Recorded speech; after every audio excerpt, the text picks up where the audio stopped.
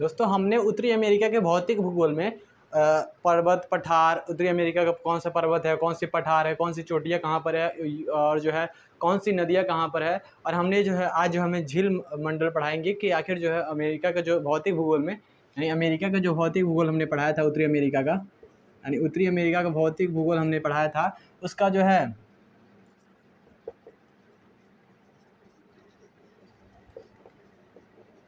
उत्तरी अमेरिका के भौतिक भूगोल में हमने पर्वत बता दिया था। यहाँ पर कोस्टल, कॉस्केट और रॉकीज कॉर्डेरा है। ये जो है ब्रुक्स पर्वत है, ये अलास्का पर्वत है और ये मैक्सिको की खाड़ी जो है ये जो है मृत घाटी है। और भी चीज़ें हमने बता दिया था कि यह जो है जो है लॉरेंसिया का पठार, लेब्राडोर का पठार, कैनेडियन सिल्ट और नदियाँ यूकोन, यहाँ से एक नदी गुजरती है यूकोन नदी, जो है कोलंबिया नदी, कोलोराडो नदी और जो है यहाँ पर सेंट लॉरेंस नदी बहती है। यह जो है रियो ग्रांड नदी है और भी सारी चीज़ों को बताया था। और भौतिक भूगोल में आज हम अमेरिका के भौतिक भूगोल में सिर्फ जो है झील रह गया है, यानी आज हम झील को भी बता देंगे। ये तीसरा क्लास है ज्योग्राफी का। तो आज हम पृथ्वी की सतह यानी पृथ्वी की सतह यानी surface of earth, surface of earth यानी पृथ्वी की सतह, पृथ्वी की जो आंतरिक सतह है, यानी जो भी ये पृथ्वी है, यानी पृथ्वी की जो आंतरिक सतह है वो जो है एक उबले हुए अंडे की तरह है। यानी एक उबले हुए अंडे की तरह है। जिस तरह उबले हुआ अंडा आपने जो है देखा होगा आपने उबला हुआ अंडा, और उबला हुआ अंडा का जो बाहरी जो खोइला होता है यानी छिलका होता है, उसे इंग्लिश में सेल कहते हैं। और जिसका अंदर का जो येलो कलर का होता है यानी पीला कलर का होता है, आपने उबले हुए अंडे में देखा होगा अंदर, जिसे देहाती भाषा में जर्दी कहा जाता है। उसी तरह से जो एक उबला हुआ जो अंडे के अंदर जो होता है उसे कहा जाता है तो योल्क कहा जाता है, यानी उसे योल्क कहा जाता है। जबकि जो वाइट वाला हिस्सा होता है, यानी जो वाइट वाला हिस्सा होता है प्रोटीन वाला, उसे कहा जाता है एल्यूमिन कहा जाता है, यानी उसे एल्यूमिन कहा जाता है। उसी तरह से जो पृथ्वी का आंतरिक सतह है वो जो है उसके भी कई सारे परत है। यानी जो पृथ्वी है, यानी पृथ्वी की जो आंतरिक सतह है उसके कई सारे परत है।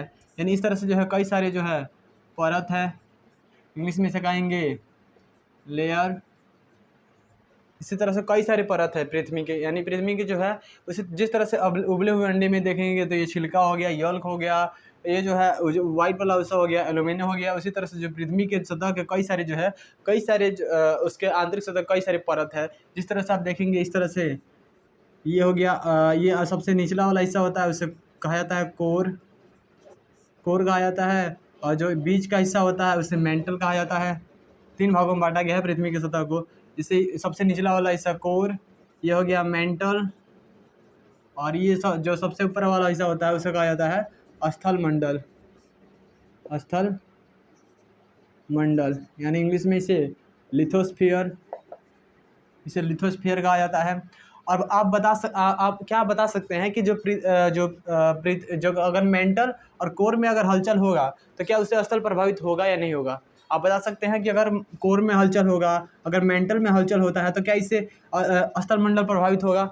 जरूर प्रभावित होगा। अगर कोर और मेंटल में कहीं ना कहीं अगर जो है हलचल होती है तो उससे स्थल मंडल जरूर प्रभावित हो गया। जिस तरह से आप देख सकते हैं भूकंप आना, ज्वालामुखी बनना। जिस तरह से आप देखेंगे कि तुर्की में भूकंप आया, जिसमें अब तक जो है तुर्की में 6 फरवरी को जो भूकंप आया था उसमें लगभग 60,000 लोग मारे जा चुके हैं। यानी जो पृथ्वी के अंदर से ही उत्पन्न हुआ था। यानी पृथ्वी के कोर और मेंटल में अगर जो हलचल होगा तो इससे स्थल प्रभावित हो सकता है। लेकिन क्या आप बता सकते हैं इसे बाहर से भी प्रभावित हो सकता है, यानी बाहर से भी सुनामी से प्रभावित हो सकता है।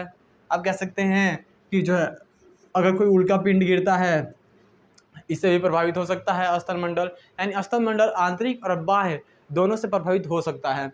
अब आप उस उबले हुए अंडे को ले लीजिए हाथ में और गिरा दीजिए, उसके कई सारे क्या हो जाएंगे, उसमें जो ये उबला हुआ अंडा है उसमें कई सारे क्रेक हो जाएंगे, यानी कई सारे क्या हो जाएंगे, क्रेक हो जाएंगे। उसी तरह से जो पृथ्वी है उसमें भी जो है कई सारे क्रेक है, उसी तरह उसमें भी कई सारे क्रेक है जिन्हें क्या कहा जाता है, इन्हें कहा जाता है तो प्लेट कहा जाता है। इसमें कई सारे क्रेक है जिन्हें हम प्लेट कहते हैं। और ये प्लेट जो होते हैं स्थिर नहीं होते हैं, बल्कि एक दूसरे से स्पर्श करते रहते हैं। यानी प्लेट जो होते हैं आपस में टकराते रहते हैं। कुछ प्लेट होते हैं वो टकरा के दूर हटते हैं, कुछ प्लेट ऐसे होते हैं जो टकराने के बाद से पास आते हैं, कुछ प्लेट ऐसे होते हैं जो एक दूसरे के से रगड़ खाते हैं। यानी ना दूर हटते हैं, ना जो है पास आते हैं, बस एक दूसरे से रगड़ खाते हैं। इस तरह से हम देखेंगे कि 3 तरह के प्लेट होते हैं। पहला होता है, हमने बताया कि जो जिस तरह से उबले हुए अंडा के कई सारे क्रैक हो जाएंगे अगर गिरा दीजिएगा, उसी तरह से जो पृथ्वी है उसके में कई सारे क्रैक है, उसे हम क्या कहते हैं, प्लेट कहते हैं। हमने बताया कि प्लेट जो होते हैं स्थिर नहीं होते हैं, बल्कि वो मूव करते रहते हैं, घूमते रहते हैं, जो प्लेट विवर्तनिक यानी प्लेट टेक्टोनिक के सिद्धांत में बताया गया है, जिसे वैगनर ने दिया था। और जो है ये प्लेट हमने बताया कि कई तरह के होते हैं। एक प्लेट जो होते हैं एक दूसरे के करीब आते हैं, एक प्लेट जो होते हैं एक दूसरे के करीब आते हैं, और इसे कहा जाता है अभिसारी कहा जाता है, यानी अभिसारी कहते हैं। इंग्लिश में इसे कहा जाता है, तो इसे कहते हैं कन्वर्जेंट।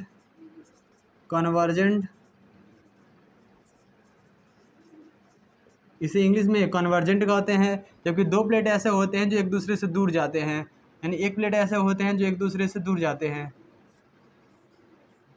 इसे कहते हैं तो अपसारी कहते हैं। अपसारी कहते हैं, जिसे इंग्लिश में डाइवर्जेंट कहते हैं।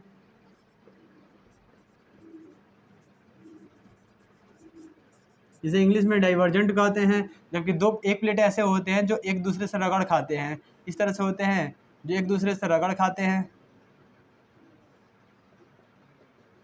उसे कहते हैं रूपांतरण। इसे रूपांतरण कहते हैं। इन 3 तरह के प्लेट होते हैं। एक प्लेट दूसरे प्लेट के करीब आते हैं, इसे अभिसारी प्लेट कहते हैं, जिसे इंग्लिश में कन्वर्जेंट कहा जाता है। जबकि एक प्लेट होते हैं एक दूसरे से दूर जाते हैं, जिसे अभिसारी या फिर जो है डाइवर्जेंट कहा जाता है। जबकि 2 प्लेट एक दूसरे से रगड़ खाते हैं, जिन्हें रूपांतरीय जो है प्लेट कहते हैं। अब हम देखेंगे अपसारी, यानी पहला, दूसरा और तीसरा। अब हम देखेंगे अभिसारी प्लेट। इतना तक आपको समझ में आ गया?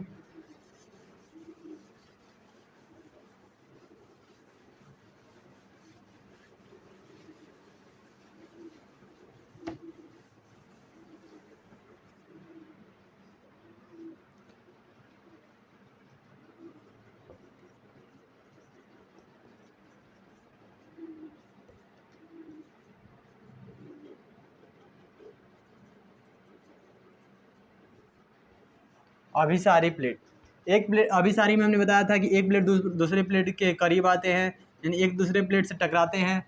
एक प्लेट जो होता है दूसरे प्लेट से टकराता है, जिससे क्या होता है, जिससे क्या 3 प्रकार की चीज़ें होती है। पहला क्या होता है, पर्वत बनता है, फोल्ड माउंटेन बनते हैं, यानी वलित पर्वत बनता है, यानी फोल्ड माउंटेन बनते हैं, फोल्ड माउंटेन बनते हैं। घाटी बनती है, जिसे इंग्लिश में वैली कहते हैं। और जो है दूसरी अवस्था में क्या होता है, दूसरी अवस्था में देखेंगे पठार बनता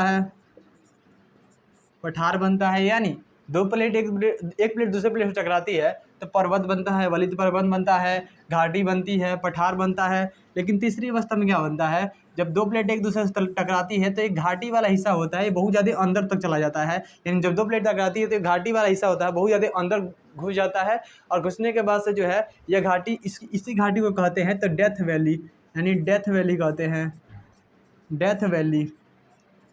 डेथ वैली जिसे हिंदी में मृत घाटी कहा जाता है। इसे हिंदी में क्या कहा जाता है, तो मृत घाटी कहते हैं। उसी तरह से आप अमेरिका में देखेंगे तो मृत घाटी कहाँ पर स्थित है, अमेरिका में एकमात्र जो है मृत घाटी है तो अमेरिका में है। एकमात्र जो मृत घाटी है वो अमेरिका में है, अमेरिका का राज्य कैलिफोर्निया में मृत घाटी स्थित है। मृत घाटी अमेरिका का राज्य कैलिफोर्निया में है। और यहाँ पर जो पठार भी है, जिसे हमने बताया था कोलंबिया का पठार, कोलोराडो का पठार, यहाँ पर पठार है, इसलिए हमने बताया कि यहाँ पर पठार है, जबकि हमने पठार पहले भी बता दिया है।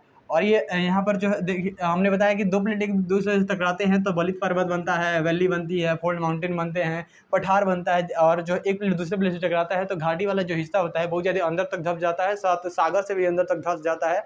इसी को हम कहते हैं तो डेथ वैली या फिर जो मृत घाटी कहते हैं। जिस तरह से आप अमेरिका में देखेंगे, अमेरिका का राज्य कैलिफोर्निया में एकमात्र जो मृत घाटी है तो अमेरिका का राज्य कैलिफोर्निया में ही स्थित है। अब हम देखेंगे अभिसारी। अभिसारी हमने देख लिया, अब हम देखेंगे अपसारी।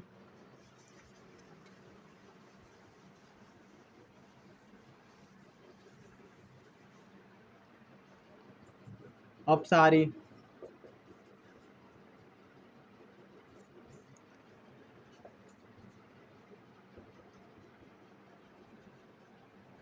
डाइवर्जेंट यानी अपसारी। अपसारी में हमने बताया था कि एक प्लेट दूसरे प्लेट से दूर जाते हैं, यानी एक प्लेट जो होता है वो दूसरे प्लेट से दूर जाता है। एक प्लेट ये एक प्लेट है, एक प्लेट दूसरे प्लेट से दूर जा रहा है।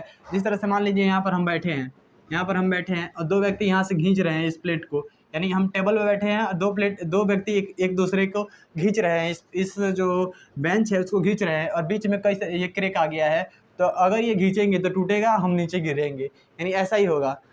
जैसे इसी तरह से जो मान लीजिए ये जो प्लेट है और एक प्लेट से दूसरे प्लेट से दूर हटती है, एक प्लेट दूसरे प्लेट से दूर हटती है तो बीच का जो ज़मीन होगा वो अंदर धंस जाएगा, यानी बीच का जो ज़मीन होगा वो ऐसे धंस जाएगा, यानी ऐसे जो है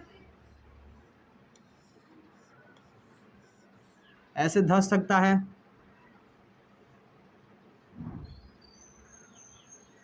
ऐसे धंस सकता है ज़मीन। अगर दो प्लेट एक दूसरे से दूर हटेंगे तो ज़मीन जो है पीछे हटेगा और जो बीच का मिट्टी होगा वो धंस जाएगा। इसी को क्या कहते हैं? इसी को कहते हैं भ्रंश घाटी।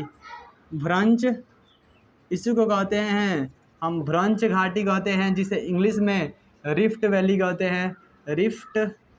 रिफ्ट वैली, यानी रिफ्ट वैली भी कहा जाता है, यानी इंग्लिश में इसे रिफ्ट वैली कहते हैं। और ये जो पर्वत बनता है उसे कहते हैं तो ब्लांक पर्वत कहा जाता है, यानी ब्लाक पर्वत कहा जाता है, ब्लाक पर्वत कहा जाता है। यानी अगर दो प्लेट एक दूसरे से दूर हटेंगे तो बीच में का जो ज़मीन होगा वो धंस जाएगा और धंसने के बाद से इसमें धंसने के बाद से जो है ये मिट्टी होगा वो अंदर तक धंस जाएगा और धंसने के बाद से जो घाटी बनेगी उसको भ्रंश घाटी, जिसे इंग्लिश में रिफ्ट वैली भी कहा जाता है। और इसी तरह से जो है ये पर्वत जो बन जाता है इसी को ही हम क्या कहते हैं? इसी को ही हम कहते हैं ब्लांक पर्वत भी कहा जाता है, यानी ब्लांक पर्वत भी कहते हैं।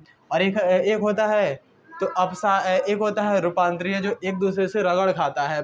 और अब हम देखेंगे कि उत्तरी अमेरिका में हमने बताया था कि झील बताना है, तो झील को बताने से पहले ये जो बताना बहुत ज़्यादा ज़रूरी था। और झील कैसे बनते हैं? तो झील बनने का जो है सबसे सिंपल तरीका है झील बनने का। झील कैसे बनता है? तो पृथ्वी की सतह है, पृथ्वी के सतह पर उपस्थित गड्ढे में अगर पानी भर जाता है उसी को ही हम झील कहते हैं। लेकिन झील क्या होता है कि अगर छोटे जो एरिया में भर गया पानी है तो उसे तालाब कहा जाता है, जबकि बड़े एरिया में अगर हो जाता है तो उसी को हम झील कहते हैं। और झील जो होता है वो कई प्रकार के होता है, यानी झील जो होता है वो कई प्रकार के होता है। तो आज हम देखेंगे झीलों के प्रकार। झीलों का आप समझ गए झील कैसे बनेगा, यानी कोई भी गड्ढा है उसमें पानी भर गया तो उसे झील कहते हैं, छोटा में भर गया तो उसे तालाब कहते हैं, जबकि बड़ा में भर गया तो उसे जो है झील कहते हैं। यानी आज हम झीलों के प्रकार को देखेंगे कौन कौन से झील होते हैं। इतना तक आपको समझ में आ गया?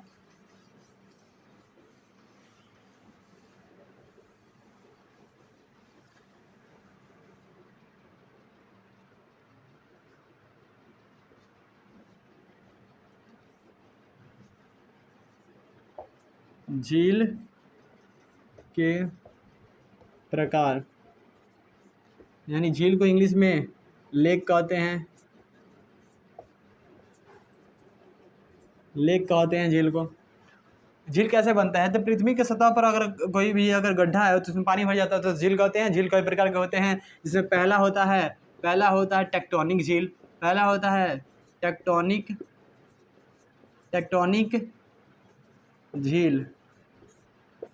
टेक्टोनिक झील कैसे बनता है? जैसे दो प्लेट एक दूसरे से टकराते हैं, यानी हमने पहले ही बता दिया था, जो बताना कितना ज़रूरी था, अगर नहीं बताते तो ये टेक्टोनिक झील आपको समझ में ही नहीं आता। इसलिए जो है टेक्टोनिक झील झीलों के बताने से पहले ये जो पिछले वाला जो बनाना था वो बहुत ज़्यादा ज़रूरी था।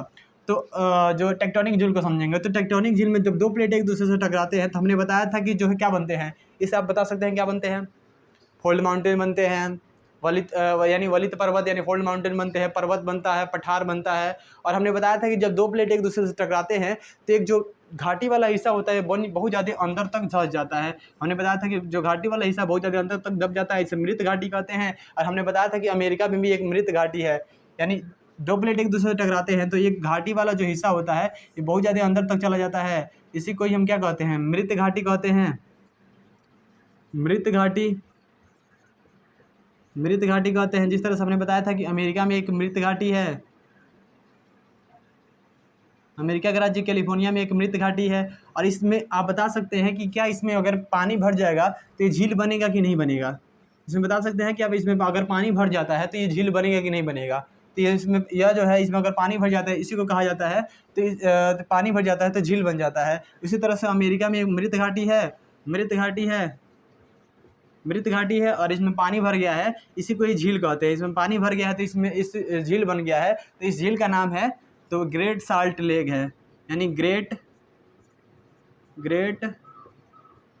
साल्ट लेक, यानी यह झील बन गया है। और ये मृत घाटी है, इसमें पानी भर गया है तो झील बन गया है, जिसे क्या कहा जाता है, जिसे कहा जाता है ग्रेट साल्ट लेक झील कहा जाता है, जो अमेरिका के राज्य कैलिफोर्निया में है, ग्रेट साल्ट लेक झील है।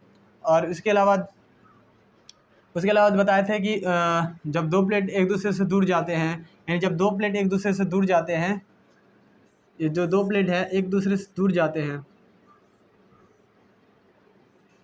दो प्लेट एक दूसरे से दूर जाते हैं तो बीच का जो ज़मीन वाला हिस्सा होता है, जो बीच का जो ज़मीन वाला हिस्सा होता है वो धंस जाता है, हमने बताया था। और जब इसमें पानी भर जाता है, तो ये भी झील बन जाता है। तो यह भी जो है ये झील बन जाता है। तो इसी को हम क्या कहते हैं, टेक्टोनिक झील कहते हैं। यानी इसी को क्या कहेंगे, इसी को हम टेक्टोनिक झील, यानी इसी को हम जो इंग्लिश में भ्रंश घाटी या फिर जो है रिफ्ट वैली कहते हैं। ये रहा टेक्टोनिक झील। अब हम देखते हैं हिमानी झील क्या होता है। हिमानी झील ये टेक्टोनिक झील है, पहला झील के प्रकार।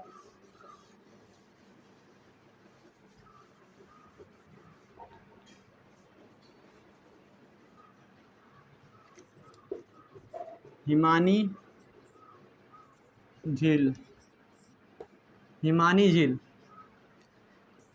हिमानी झील, हिमानी झील का निर्माण कैसे होता है। हिमानी झील बर्फ़ के तोड़ने से होता है, यानी बर्फ़ जो होते हैं वो पृथ्वी की सतह को तोड़ देते हैं, उसी से जो है हिमानी झील बनता है, यानी उसी से हिमानी झील बनता है। हमने पिछले वीडियो में बताया भी था कि जब अभी जो है पृथ्वी के ध्रुवों पर बर्फ़ जमा होता है, यानी ये पृथ्वी की ध्रुव है, ये पृथ्वी की ध्रुव है और पृथ्वी के ध्रुव पर क्या है, बर्फ़ जमा हुआ है, लेकिन आज जो है ग्लोबल वार्मिंग यानी वैश्विक तापमान, कार्बन डाइऑक्साइड वजह से जो है वैश्विक तापमान, ग्लोबल वार्मिंग की वजह से जो है ये जो बर्फ़ है वो पिघल रहा है।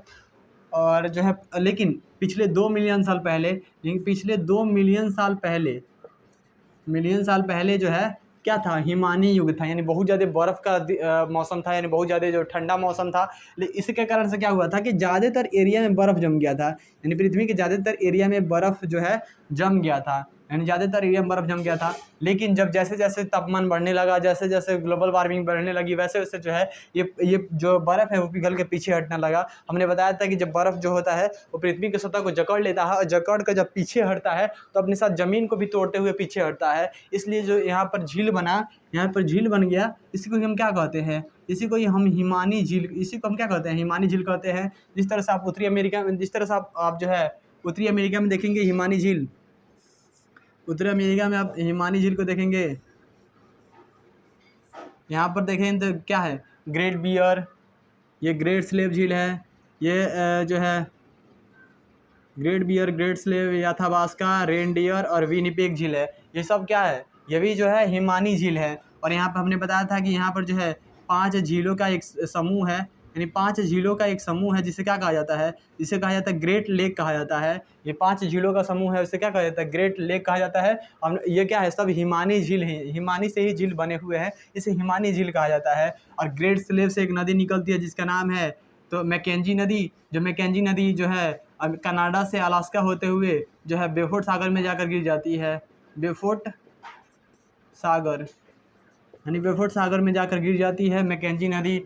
और इसके अलावा देखेंगे तो ये जो है ये क्या है, ये जो है ग्रेट लेक है, यानी बहुत बड़ा जो है हिमानी क्षेत्र का जो झील है वो क्या है, वही ये ग्रेट साल्ट लेक झील है, जो कि कनाडा और जो है अमेरिका का बॉर्डर पर है, जो 49 डिग्री अक्षांश से गुजरता है। हमने पिछले वीडियो में बता भी दिया था इसके बारे में, लेकिन आज भी इसके बारे में चर्चा कर लेते हैं। ये 49 डिग्री की अक्षांश रेखा है, 49 डिग्री अक्षांश रेखा है। यहीं पर जो है 5 झीलों का एक समूह स्थित है, जिसे ग्रेट लेक कहा जाता है, जिसमें 5 झील में आते हैं। तो Heron, Ontario, Michigan, eerie, superior झील आता है, जिसमें सबसे बड़ा झील सुपीरियर झील होता है। यानी झीलों का जो आकार है वो इस तरह से है, यानी कुछ इस तरह से जो झीलों का आकार बना हुआ है।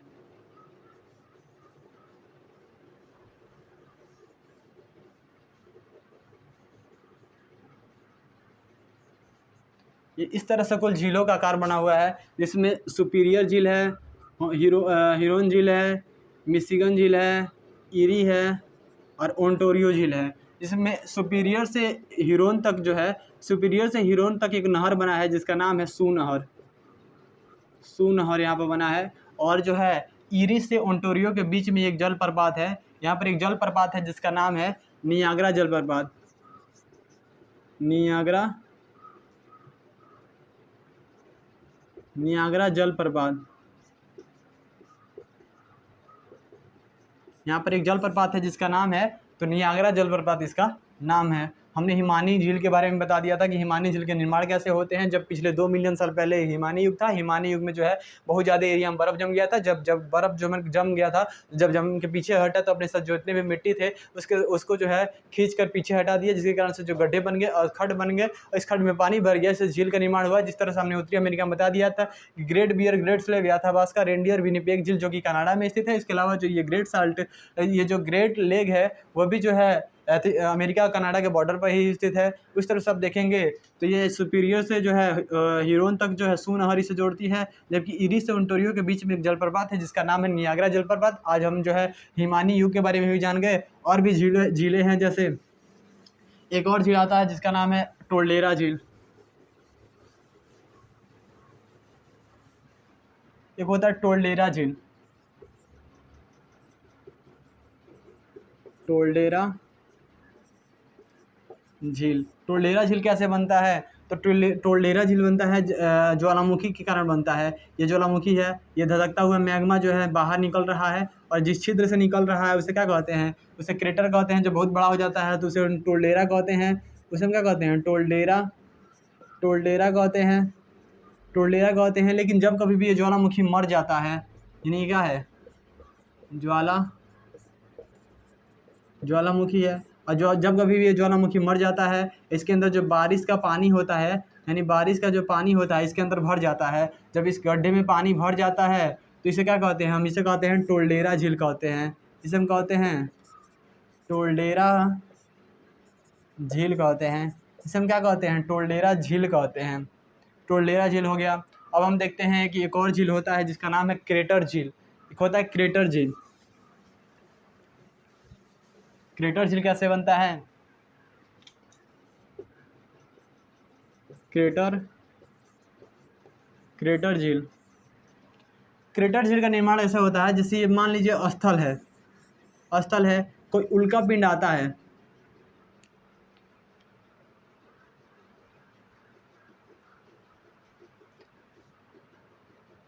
क्रेटर झील कैसे बनेगा? जैसे मान लीजिए ये स्थल है, स्थल पर से कोई अगर जो आकाश में पिंड, उल्का पिंड अगर जो है पृथ्वी पर आकर गिरता है, यानी पृथ्वी पर आकर गिरता है, बिना जले आकर गिर जाता है पृथ्वी पर, यानी उल्का पिंड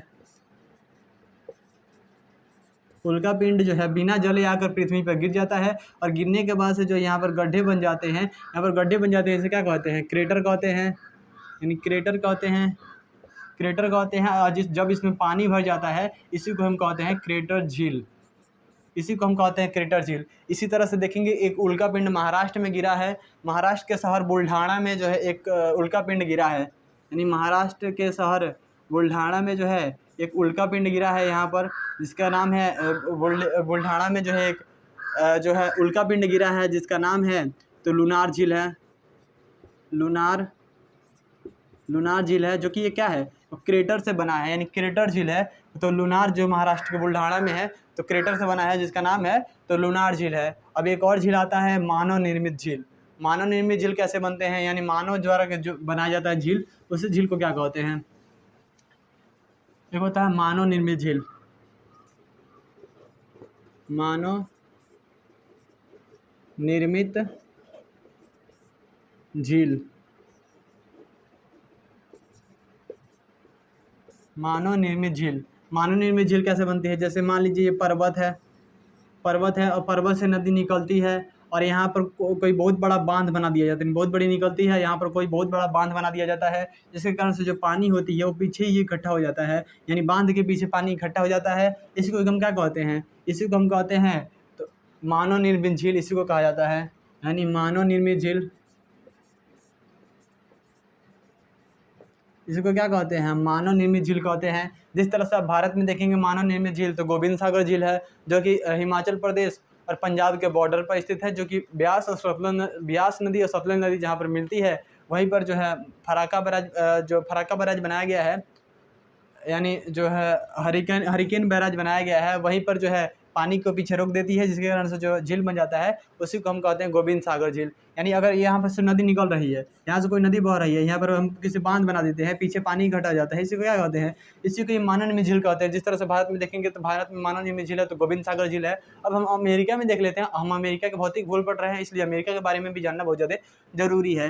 तो अमेरिका में जो है एक मानव निर्मित झील है, यानी उत्तरी अमेरिका में एक मानव निर्मित झील है। आप ये मैप तो बनाना सीख गए होंगे। यहाँ पर अमेरिका में एक मानव निर्मित झील है, यहाँ से एक नदी निकलती है जिसका नाम है कोलोराडो नदी निकलती है, और कोलोराडो नदी के बीच में यहाँ पर एक बांध बना दिया गया है, यहाँ पर बांध बना दिया गया है जिसका नाम है हुअर बांध।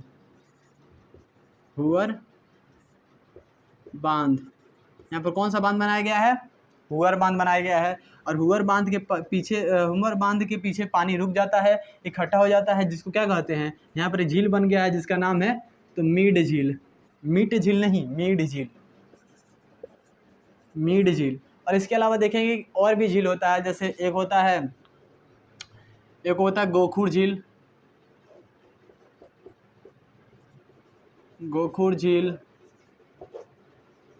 झील होता है, लैगून झील होता है। इसके अलावा और भी झीलें होती हैं। गोखुर झील कैसे बनता है शॉर्ट में हम बता देते हैं कि जैसे मान लीजिए पर्वत है और पर्वत से नदी निकलती है और अपने साथ जो है नदी ऐसे बह रही है, और कभी कभी क्या होता है कि नदी जो होती है वो शॉर्टकट रास्ता खोजती है और इस मिट्टी को जो है छोड़ देती है और यहीं से ही निकल जाती है, और यहाँ पर जो पानी छट गया, जो ज़मीन छट गया, वो ये क्या हो जाएगा? इसी को हम क्या कहते हैं? गोखुर झील कहते हैं, गोखुर झील कहते हैं। एक होता है जो है लैगून झील देखेंगे भारत में सबसे बड़ा लैगून झील है तो चिल्का झील है, जो कि भारत का सबसे बड़ा झील है। लैगून झील है चिल्का झील, जो कि उड़ीसा में स्थित है।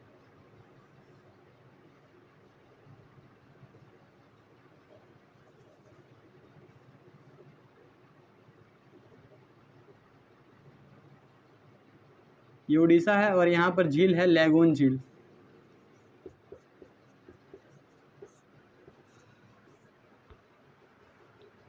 ये रहा कुल आज हम उत्तरी अमेरिका जो है भौतिक भूगोल में झीलों को भी देख लिए। अब हम कल से दक्षिणी अमेरिका चलेंगे और दक्षिणी अमेरिका के बारे में जानेंगे। दक्षिणी अमेरिका अब जो है हमने साथ जो है जो इसका मतलब हमने बताया और उसका कॉन्सेप्ट भी बता दिया है, यानी क्वेश्चन के साथ साथ हमने कॉन्सेप्ट भी बताया है, किस तरह से पर्वत का निर्माण होता है, किस तरह से जो है घाटियाँ बनती है, किस तरह से हमने सारा जो है